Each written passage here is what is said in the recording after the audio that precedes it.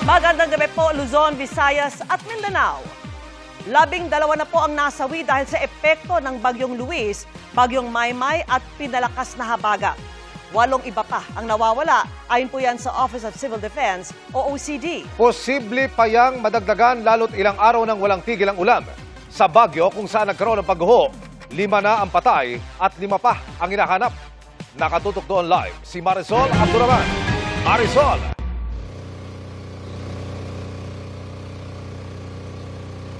VK Emil, hanggang sa mga oras na ito, nagpapatuloy pa rin ang ngayon ay search and retrieval operation na para sa 4 pang nawawala. Dito nga sa Gumuho sa Gisad Surong, Baguio City. Sa kasagsagan ng ulan, nagkagulo ng gumuho ang lupa sa ilang bahay dito sa Gisad Surong sa Baguio City. Oh, malakas na kalabog yun. Ang alam ko parang malakas na hangin. Kaya lang nagtaka ako nung lumagapak na hindi ko maintindihan yung lagapak niya. Kaya nagtakbuhan kami dito. Agad nagkasa ng rescue operation kahit madilim at pasungit ang panahon. Maingat pero naghahabol sa oras ang mga rescuer. 3 natabunan ang buhay pa ng matagpuan.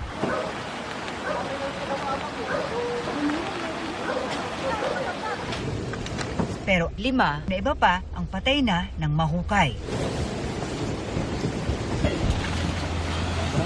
Latest sa kanilang nakuha ngayong Lunes ay isang batang 2 taong gulang at ang kanyang ina. 4 yung na-rescue na may vital signs kagabi. Unfortunately, yung isa nawalan. 4 na iba pa ang patuloy na hinahanap. Kaya walang tigil ang search and rescue operation. Puspusan pero mano-mano na para masuyod ang bawat area. Lahat umaasa sa himala. Kasi gumamit din po kami ng yung live detector, ano? Tapos yung snake eye just to look into. Pero sa possibility na buhay. Kagabi po gumamit po kami ng yung mga jackhammer breaker just so to kasi yung isang bahay na nadali dito is concrete. Pumasa pa rin po tayo na may buhay po tayong makukuha po dito. Alas 10 na ng umaga pero tuloy-tuloy pa rin ang isinasagawang search and rescue operation ng mga otoridad. Bukod sa hirap mismo ng paghuhukay, dagdag challenge nga sa mga rescuer itong ulan na patuloy pa rin nating nararanasan. Bago magtanghali, nagsagawa na ng water flushing. Nag-deploy na rin ng K9 para makatulong sa paghahanap. Ang iba pang nakita rito sa lugar ng pagguho, inabisuhan na ng City Hall na lumikas, lalo't hindi ito ang unang landslide dito. Hindi sila kuhan. Kasi siyempre, comfort zone nila eh. Hindi mo rin masisi siyempre. Sanay sila. Sometimes, people feel comfortable. Matagal na kami rito. Wala naman nangyayari rito. Mas malalakas pa yung mga ulan noon. Ito kasi, meron ng history to na may landslide dito noong 1970s eh. 1970s, may casualty din po ngayon. Yes, 1967 ang landslide na tinutukoy na hindi malilimot ni Mang Vicente dahil ikinasawi ng kanyang mga kapatid at pamangkin. Nakaligtas naman si Mang Vicente. Sa awa ng Diyos, parang bagong buhay ulit. Yan din ang pag-asang pinanghahawakan ng kaanak ng mga nawawala sa gitna ng patuloy na ulan. Nitong hapon, gumamit na ng heavy equipment ang mga otoridad para maghanap.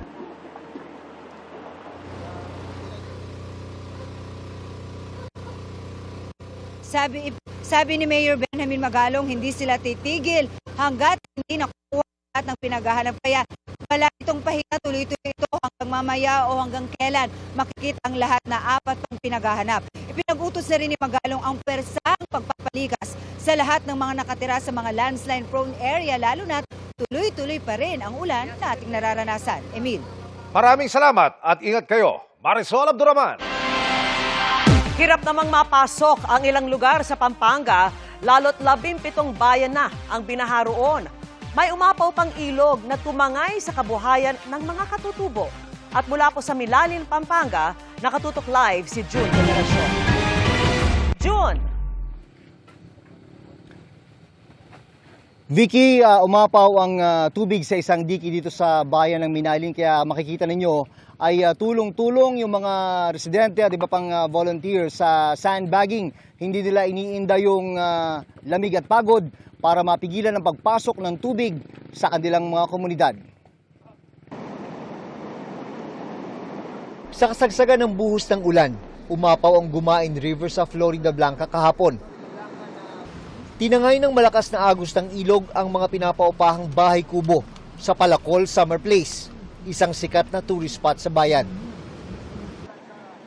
Sabi ng munisipyo, mahigit 300 bahay kubo ang nawasak, na tangi pa namang pinagkakakitaan ng mga katutubo. Yan lang po yung pang-araw-araw na sana naming pambili namin ng pagkain, pambili ng ulam, pambaon-baon ng mga bata.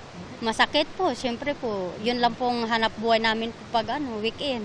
Ngayon po, wala na po kaming talagang ng panakitan. Paghanap buhay, wala po. Pero para kay Isabel, hindi ito ang panahon para panghinaan ng loob dahil may mga anak na umaasa sa kanila. Babangon, kailangan bumangon, maghanap buhay kahit anong extra po dyan. May nagpapa-extra naman po, mag-ani ng gulay, ng mga tanim po. Yan, sisimula po kami. Laban lang po. Konting tulong mula sa GMA Kapuso Foundation ang ibinigay namin sa kanila. Hindi na bago ang pagtaas ng Gumain River, pero nabigla lang daw talaga ang mga katutubo. Mabilis po kasi yung pagtaas ng tubig at pagragasa, kaya po hindi na itaas ng mga Aita yung mga kubo nila. Apektado na ng baha ang 17 bayan ng Pampanga o katumbas ng mahigit 250 na barangay. May mga sasakyang tumirik nang hindi na kayanin ang tumataas na baha. Kahit batya, pinagtiyagaan na ng iba para lang hindi lubusong sa baha. Sa bayan ng Minalin, may mga lugar na kahit mga truck nahihirapan na rin. Kaya yung mga pumapasok sa mga looban para kumuha ng itlog sa mga poultry farm, kailangan na ng bangka. Pag wala kang bangka dito, mahirapan ka rin. Pero ang gumagawa ng ataol na si Ariel, may sariling diskarte. Gamit ang mga drum, konting kawayan at bakal na patungan, meron ng pang-deliver ng ataol. Kahit 6 na ataol, kaya niya raw sabay-sabay itawid sa baha. Kaya madami akong bangka doon sa loob ng shop eh. Maliban sa bangka ng bangkang patay yung ginagawa ko rin. Pagawaan ng ataol. Sasakay ko na lang dyan. Tapos pipigapan na lang. Instant biyaya naman para sa ilan ng pag-apaw ng mga palaisdaan. Kanya-kanyang lambat ang mga residente. Parang may shooting competition pa nga ang ilan sa paghuli ng isda. Maraming isda rito sa Minalin. Maganda rin ba na? Okay. Oo. Nasa tabi lang ng kalsada yung mga tilapia. Simula kagabi naman, nalubog na sa baha ang Shrine of Our Lady of Lourdes sa Bacolor.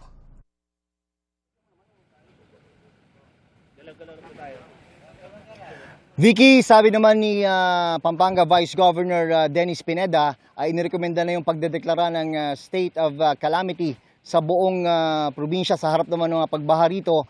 Ay pinapaimbestigahan ni Vice Governor Pineda sa NBI ang mga may-ari umano ng mga illegal fish pan na nakaharang sa isang river channel dito sa bayan ng Minalin. Isa ito sa mga itinuturo niyang dahilan, Vicky, kung bakit mabagal yung paglabas ng tubig papuntang Manila Bay. Balik sa Vicky. Maraming salamat at ingat kayo ha, June Veneracion. Mga kapuso, hindi rin sinanto ng pagbaha ang mga subdivision sa ilang mabababang lugar sa Rizal Province. Ang ilang na-rescue, isinakay ng truck, habang ang ibang residente, nag-watercraft. Nagdeklara na rin ng state of calamity sa Rodriguez o Montalban, Rizal. Narito ang aking pagtutok.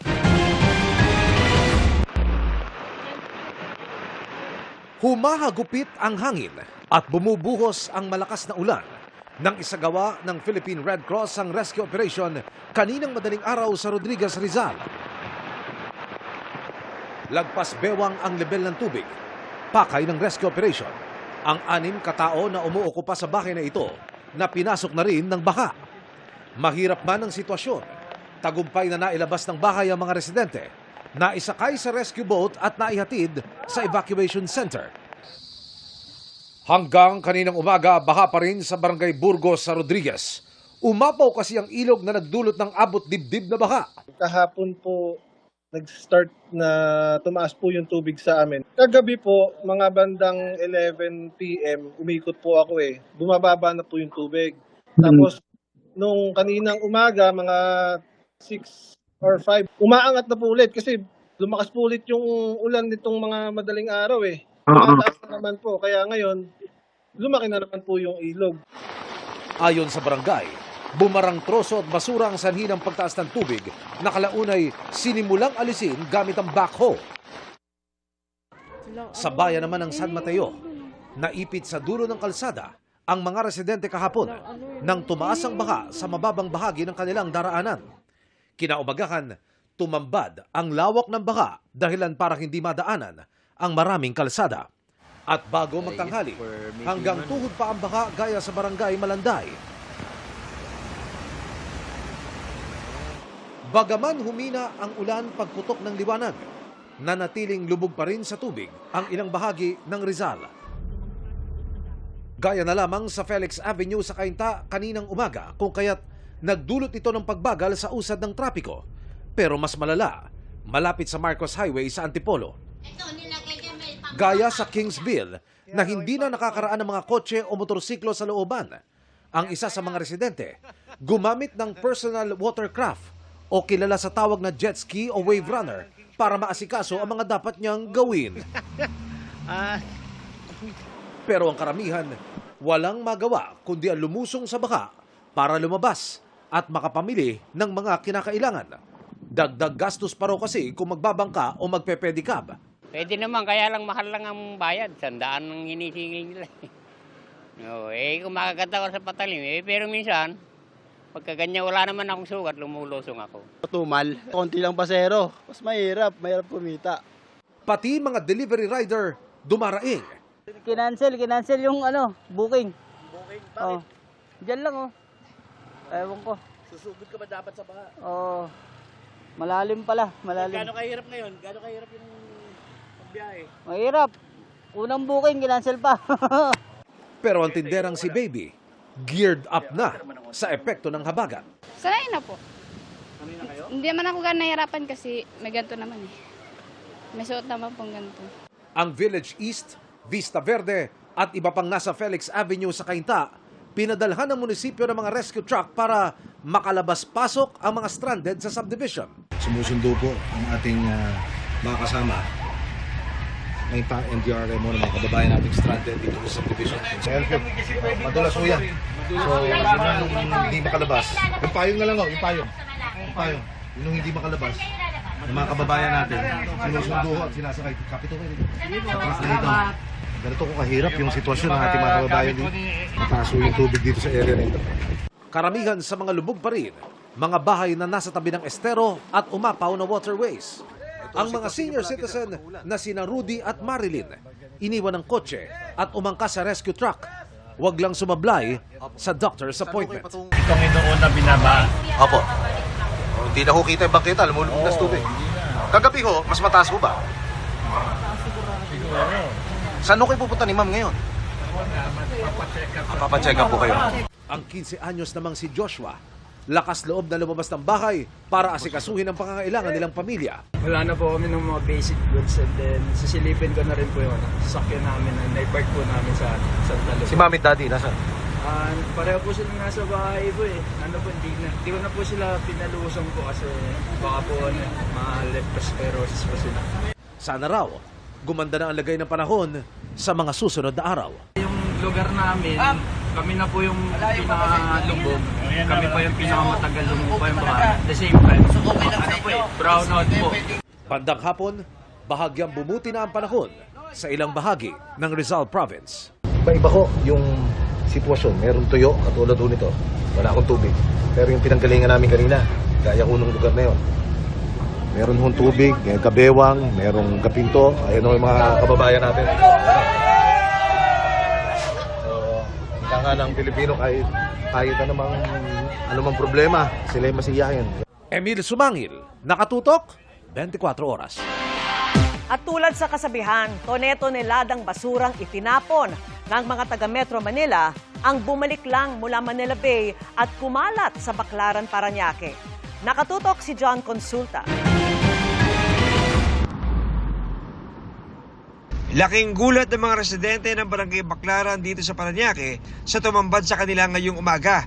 Tone-toneladang basura na inanod mula sa dagat. Mga basura tulad ng plastic, gulong, kahoy, damit, styrofoam at iba pa ang nagsisiksikan sa bahaging ito malapit sa Baclaran Church.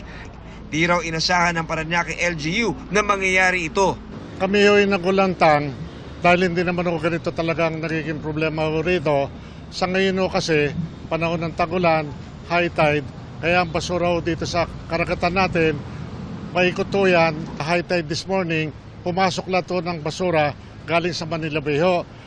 Ongoing din ang dredging ng MMDA sa lugar.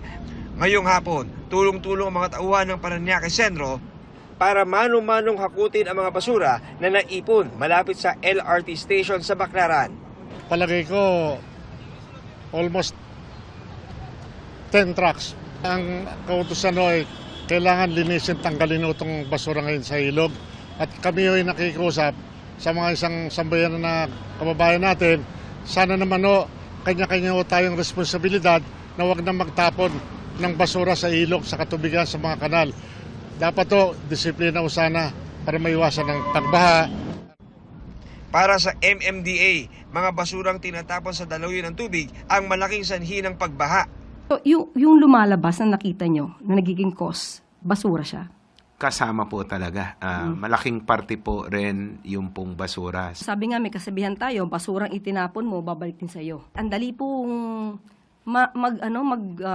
manita or mag-point finger sa gobyerno. Ang pamahalaan naman po ay talagang ginagawa ang lahat. Pero sana, lahat po tayo, meron po kayong obligasyon para maiwasan po natin yung ganitong klase ng pagbaha. John Consulta, Nakatutok, 24 oras. Mga kapuso, dahil pa rin sa inaasahang epekto ng habagat, wala pa ring pasok sa ilang lugar bukas, araw po ng Martes.